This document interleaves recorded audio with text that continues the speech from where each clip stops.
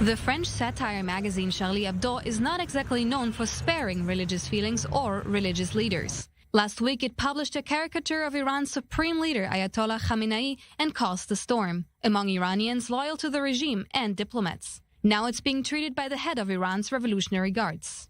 You have made a big mistake, but sooner or later Muslims will take revenge and you may arrest the avengers, but the dead will not come back to life. He also brought up the case of novelist Salman Rushdie, who was stabbed in somewhere at an event in New York. In a religious ruling from 1989, Iran's then Supreme Leader Ayatollah Khomeini had called for his death over what he found anti-Islamic writings. I refer to the French and the directors of this institution, to the fate of Salman Rushdie.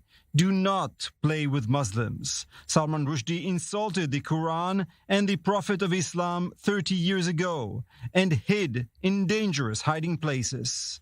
As a reaction to the latest caricature, Iran had already closed down a French research institute in Tehran and summoned French envoys.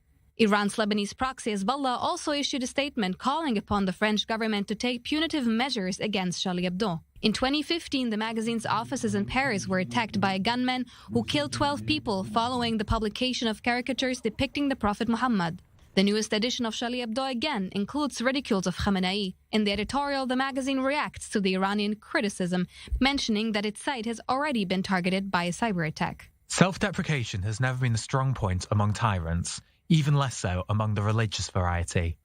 But their reaction was not limited to a few diplomatic protests. Charlie Hebdo's commercial website suffered so many attacks that it had to be shut down briefly. An inquiry is being held in order to establish exactly what happened, but it seems highly likely that these attacks were initiated by Iran. Iran is increasingly under pressure for its brutal repression of the anti-regime demonstrations in the country. Charlie Hebdo, meanwhile, is taking the recent assault as expected, with humor.